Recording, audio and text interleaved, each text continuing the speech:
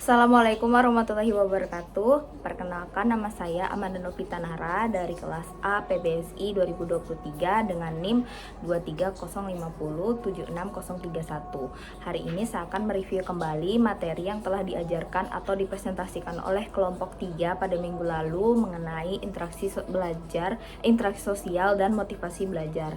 Nah, pada mata kuliah belajar pembelajaran. Nah, yang pertama kita perlu ketahui apa itu interaksi. Di sini, interaksi merupakan sebuah aktivitas yang mengarah ke arah perubahan tingkah laku melalui adanya interaksi aktif individu terhadap lingkungannya atau pengalamannya sendiri. Kemudian, menurut Santoso merumuskan bahwa interaksi sosial merupakan suatu hubungan yang terjadi di antara individu atau lebih, yang dimana kelakuan individu yang satu mempengaruhi, mengubah, dan memperbaiki kelakuan individu yang lainnya. Kemudian jenis-jenis interaksi sosial terbagi menjadi 3. Ada interaksi verbal, fisik, dan emosional.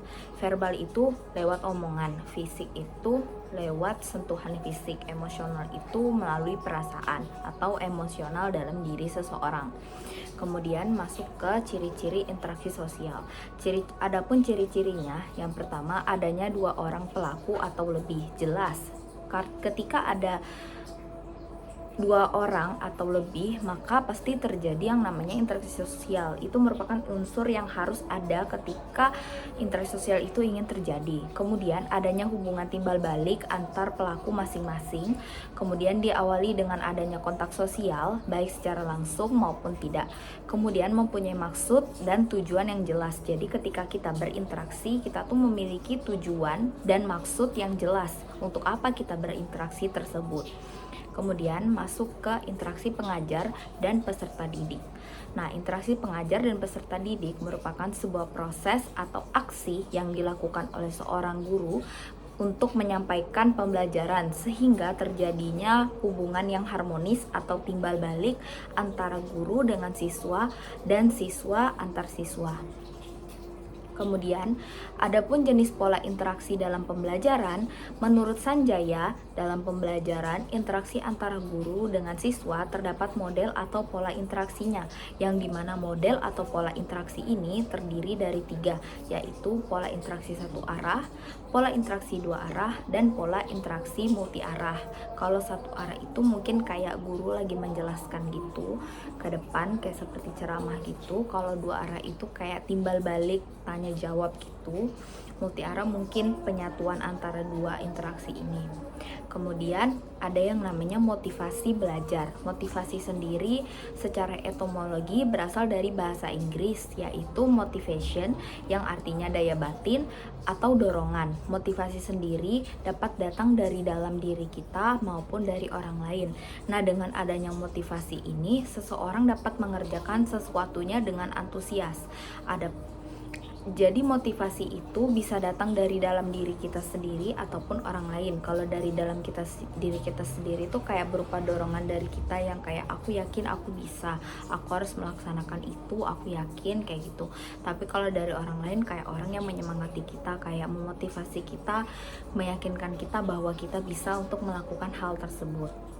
Kemudian masuk ke pengertian motivasi sendiri. Motivasi sendiri merupakan segala sesuatu yang mendorong atau menggerakkan seseorang untuk dapat bertindak melakukan sesuatu dengan suatu tujuan tertentu.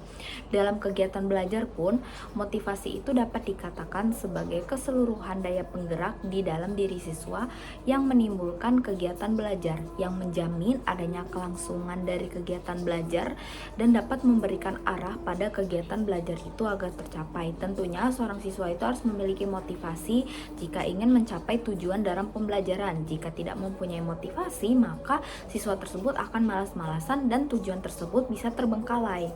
Kemudian masuk ke jenis motivasi. Jenis motivasi ada 2 macam, motivasi intrinsik dan ekstrinsik. Motivasi intrinsik merupakan motif-motif yang menjadi aktif atau berfungsi, tidak perlu dirangsang dari luar, melainkan dari individu sendiri karena adanya dorongan untuk melakukan sesuatu dari dalam diri kita sendiri. Sedangkan motivasi ekstrinsik merupakan motivasi yang berasal dari luar.